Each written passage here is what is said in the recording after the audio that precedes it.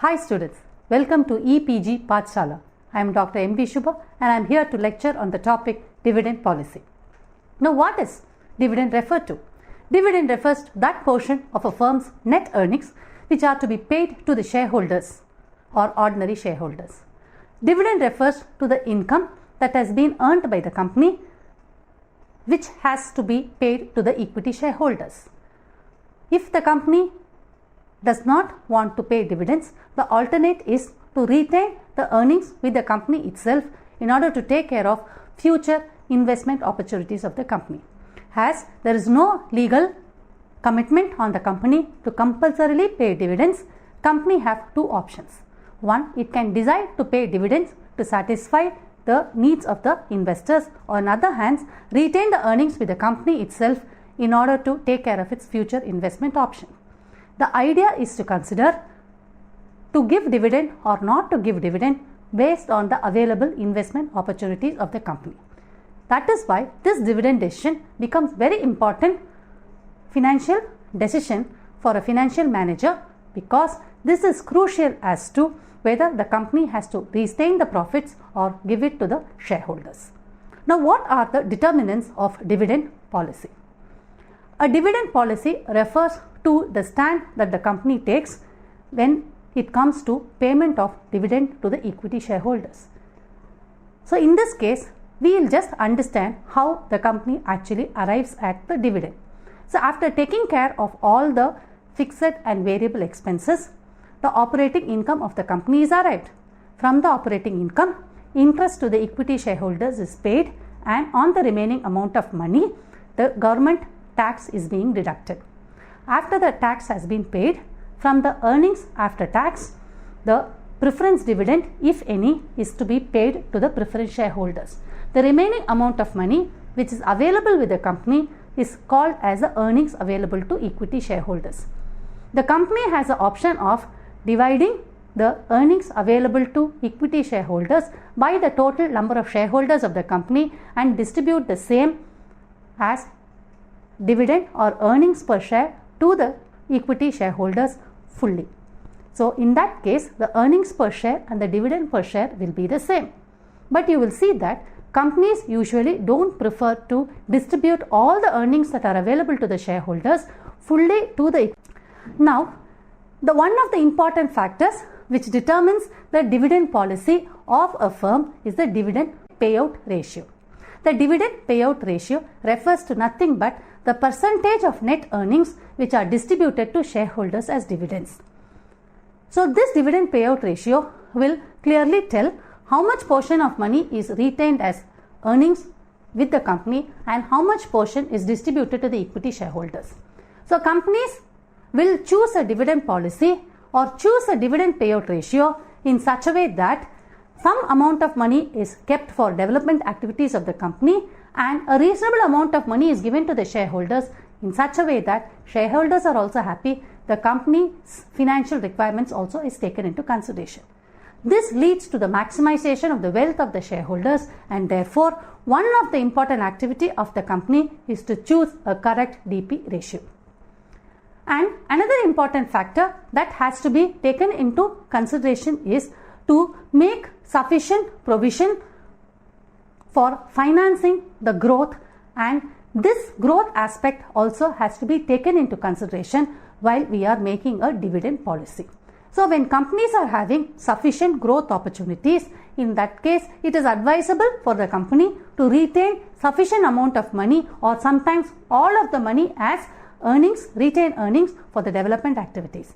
When sufficient growth opportunities are not there, it is not wise for the company to retain the earnings because it attracts extra costs, and therefore it is wise for the company to pay to the shareholders. Therefore, the growth opportunities of the company are therefore very, very important in determining the dividend policy of the firm. So, you will see that we should always think dividend is a residual decision, means it is a decision which has to be taken at the last, but not necessarily. This dividend decision is not a residual decision, but this decision also has a large influence on the provision for the future which is required by the company. So, a significant portion of the future financial outlay that is required will be financed by the retained earnings. Hence, sufficient care has to be taken in order to decide on the dividend payout ratio. Second important factor which affects the dividend policy is the stability of dividends. So when you say stability, it talks about continuity, and you will see that the amount of money which is paid as dividends is remaining almost constant at all the time. It is not possible for you to have a constant dividend all the time, but when I say stability, it is in some particular increasing order. So usually investors who have invested in equity shares prefer stable dividends. When they are assured that the shares that they have invested in will be giving them a stable dividend, they feel very happy about the investment. When they are happy about the investment, it is reflected in the investor sentiment in the stock market, and therefore the market value of the shares also remains largely unaffected because of this factor. So when I say stability, it refers to consistency or lack of variability. So to a large extent, if the company is able to maintain a dividend which is consistent and which doesn't vary much, it will satisfy a large portion of the shareholder. You will see that sometimes company, in order to maintain stability of dividends, will see that certain minimum amount of dividend is paid regularly. So come what may, if the certain amount, a certain minimum amount is paid, the shareholders are happy. So generally, companies follow this by following three different policies. One is the constant dividend per share. When I say constant dividend per share, they fix the amount of dividend on a per share basis. Irrespective of the earnings that are earned by the company, a company decides to pay rupee 2 or rupee 5 on a share on a continuous basis and therefore maintain a constant dividend policy. Another alternative is a constant payout ratio. So instead of fixing a minimum rupee as a dividend, sometimes company maintain a certain payout ratio. Say 10% of the earnings will definitely be paid as dividend. So they have a DP ratio of 10%, 15% or in some cases 35% also, which means that 35% of whatever earnings that are made by the company will be paid as dividends, and the remaining 65% will be retained as retained earnings for further investment purposes. Sometimes constant dividend payout ratio or constant dividend per share might not be very satisfying. So some companies follow a stable rupee dividend policy plus some extra premium. In certain cases, they continuously pay a stable dividend, and in cases where the company has made surplus profits, a portion is paid as premium to the shareholders. In this way, company stability of dividends are also taken care of, and sometimes this particular extra dividend that they get is also satisfying the shareholders who have invested in the company. Third, another important factor which affects the dividend policy or framework of the firm is the legal, contractual and internal constraints and restrictions that are imposed on the company. First, we will see the legal requirements. So you will see that there are certain legal conditions under which dividends must be paid. So you will see that all the companies are governed by the Companies Act, and there are certain legal convenience which give certain privileges to the equity shareholders. So you will see that according to the legal restrictions, we have to understand that companies can't pay dividend out of their paid up capital. So you don't pay income out of the capital that you have. So you will have to understand that any dividends that impair capital, which means which reduces capital and which are illegal, and all the directors which have made illegal dividend payment, dividend payout to their shareholders are liable for the amount that have been distributed. Another important legal convenient is the net profits. We have to understand that companies cannot pay dividends other than net profits and accumulated profits which it has accumulated over a period of time. And you have to understand that the dividend amount that is being paid to the equity shareholders cannot exceed the net profits which are accounted for in the company. Insolvency.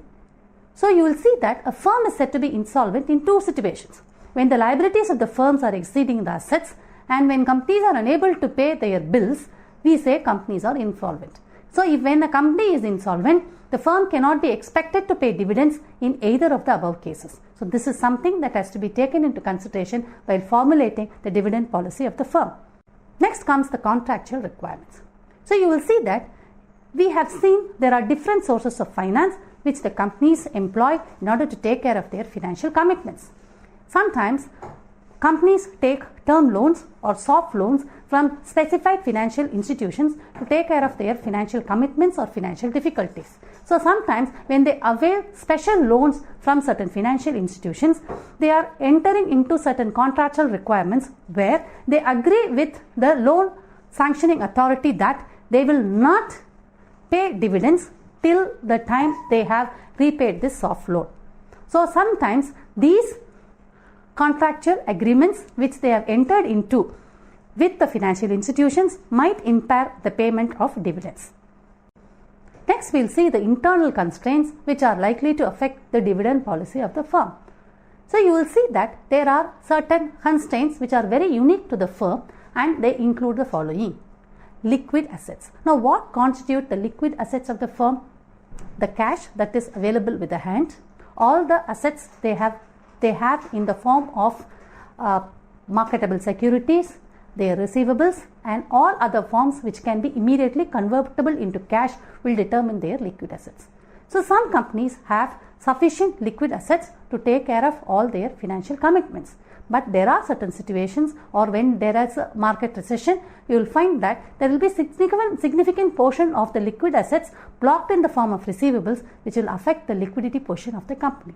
So when you are talking about companies which are growing, which are new, or which have recently ventured into new businesses, their financial requirement will be large and their outlay will be very high, where their liquid asset positions might sometimes not be very sufficient. So whenever the company is trying to make a decision on making payment for their dividends, they have to make an assessment about whether they have sufficient liquid assets to take care of their dividend payments, because usually companies don't carry everything in the form of cash. So you will see that the cash cycle keeps moving within the organization over a period of time, and therefore it takes time for cash to get converted into cash again. Therefore, growing companies and companies which are having loans, companies which have got redemption of preference shares in the offing. See, some companies will see that in the next 1 year they have to redeem their preference capital because it is getting matured.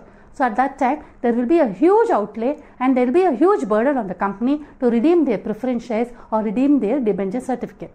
If they have created a sinking fund and if they have created a provision for this redemption, fine, well and good. But if companies have not made sufficient provision for redemption, you will see that on that particular year, they will have a huge cash crunch or a cash requirement in order to redeem or take care of their loans or buy back their debenture certificates. In this situation, the position of liquid assets will have to be taken into consideration, because that only decides the cash position of the company. So only if it is sufficient will they be able to make dividend payments. So usually in these kind of situations, dividend decisions or dividend policy or dividend payout is given last priority, and sometimes these kind of constraint on liquid assets will affect the dividend policy of the firm. Another notable factor which affects the dividend policy of the firm is the growth prospects.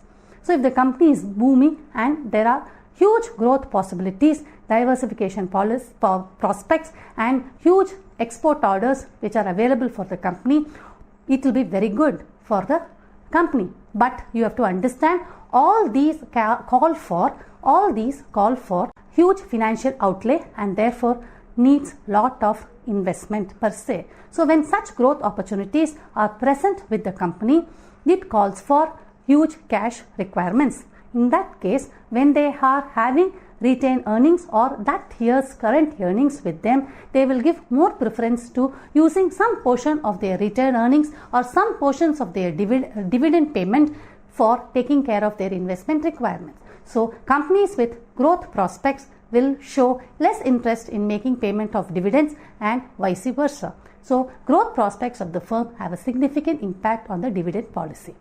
See, sometimes there could be rare financial requirements of the company. Some financial requirements are immediate, some financial requirements are long term. So usually immediate financial requirements of the firm are taken care of by retained earnings or by their current earnings of the company, because that money is there in their hands. So in that case, they will give more priority for using their current earnings to take care of their immediate financial requirements rather than borrowing as term loan or taking a loan from the bank. And you will see that when other sources of finance are easily available, people prefer to pay dividends. When availability of funds outside are restricted, companies will give more preference for using the earnings to take care of their financial requirements. Another thing is, which is very, very significant for taking care of dividend policy, is the stability of earnings. Companies which are having good stability in their earnings, stability of their earnings, will be able to pay their dividends regularly and constantly to their shareholders. If companies have variable income, or if the income is not stable, you will see that every year they face with the situation of revising their dividend policy. Lastly, whenever they are trying to think of payment of earnings to the shareholders, control over the payment is also essentially taken care of. Sometimes owners' consideration also are taken into consideration for determining the dividend policy of the firm. The tax status of shareholders. If the shareholders are in a higher tax bracket, they will prefer the company to retain a portion of their earnings significantly for future development, because any dividend that is received, it will be treated as extra income and that income will be taxed. So sometimes shareholders prefer the company to retain the earnings with the company itself and invest in higher profitable ventures.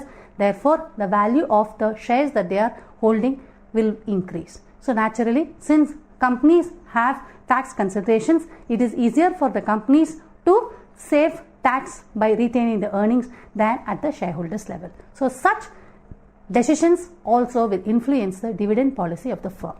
So when companies have large investment opportunities, you will see that they will retain the earnings and there will be reduction in the dividend payout, or there will be a revision in the dividend policy. And lastly, people will think of dilution of ownership. Sometimes you will see that instead of paying cash dividends, dividends are paid as bonus shares. In that case, instead of paying dividends as cash, dividends are converted into share certificates and issued in the name of bonus shares. So when extra shares are issued to the shareholders, the shareholding proportion increases and the percentage of voting percentage increases, thereby diluting the ownership of the company. So these factors will be taken into consideration whenever dividend policies are made. So the tax status of shareholders, investment opportunities, and consideration over dilution of ownership significantly affect the dividend policies of the firm. Another important factor is the capital market consideration. This is very, very important. There are different types of companies which are ranging from low market cap to high market cap. Now, what do we mean by the term market capitalization? Market capitalization refers to the value capitalization made as per the value of the market, or in other words, it is the market value that is created as per the value that is perceived by the shareholders of the company. So when the companies are perceived to be doing very well, paying good dividends and functioning profitability in the market, shareholders show solidarity to the company, and you will see that the share value of the company will continuously increase in the market. You will see that depending on the size of the company, you will see there will be companies with low market capitalization, medium market capitalization, and high market capitalization.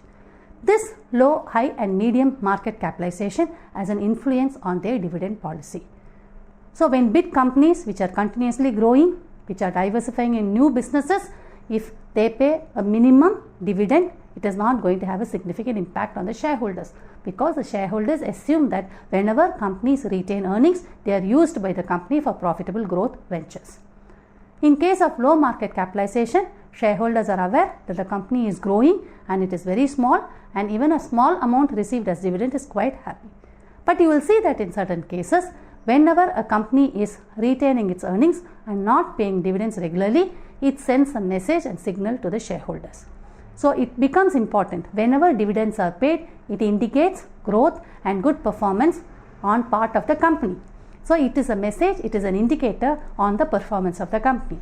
So despite the companies having good growth opportunities, it is better that the companies make an effort to pay at least a minimum amount of money as a dividend to their shareholders, irrespective of whether they are small, medium, or large enterprises.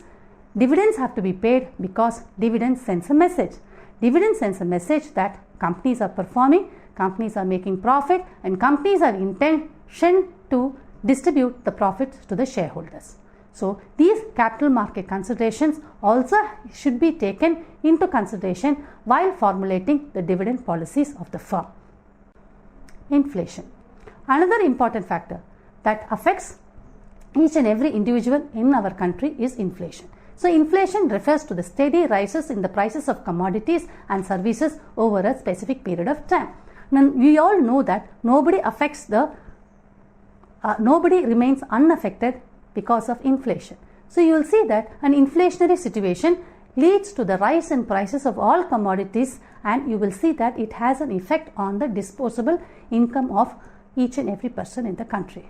So when I say disposable income, it refers to the amount of money that I have for consumption after taking care of my tax requirements. So you will see that investors, when they make investment in shares, they expect higher level of income in the form of dividend, and they usually use this dividend income to supplement their other income activities. So when there are steady rise in prices, and when the prices of commodities go up in the market, and when there is a reduction in the disposable income, their expectation from the company to pay dividends and their expectation on the company to pay higher level of dividends in order to compensate for the inflationary effect also will be high.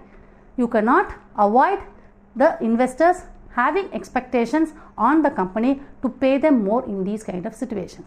But it has to be understood that companies are not exempted from these inflationary situations, and you will see that during inflationary situations, the raw material prices, the cost of salaries and wages and other expenditures which the company faces also steadily goes up. So this is a crisscross kind of a situation where company is also faced by inflationary pressures and the investors are also undergoing inflationary pressures. So in this situation, the companies have to design their dividend policy carefully to see that the pressure is slightly less on the company while paying dividends, and it is good for the shareholders because their requirement to take care of their immediate consumption requirements are also taken care of. So this is a tricky situation, and this is a place where financial managers have to cleverly design a dividend policy which is favorable to the company as well as their equity shareholders. So in this kind of situations, it is always wise and nice for the companies to go issue bonus shares.